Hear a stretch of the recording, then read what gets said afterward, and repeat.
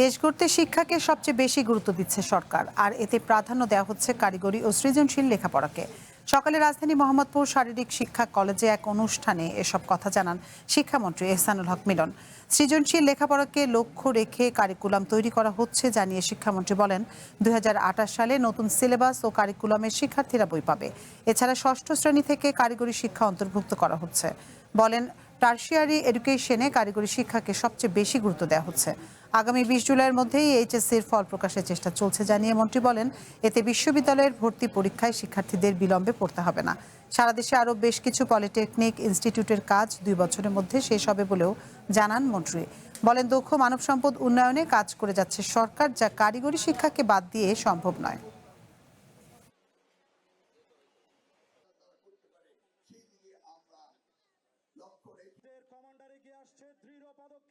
Tertiary এডুকেশনেও আমরা সেখানে কারিগরি শিক্ষাকে সবচেয়ে বেশি গুরুত্ব দিচ্ছি।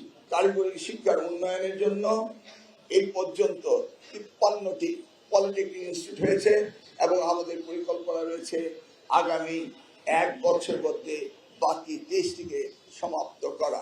সৃজনশীল লেখাপড়া যেন তারা করতে পারে সেই দিকে আমরা লক্ষ্য রেখে আমরা সিলেবাস কারিকুলাম আমরা তৈরি করছি।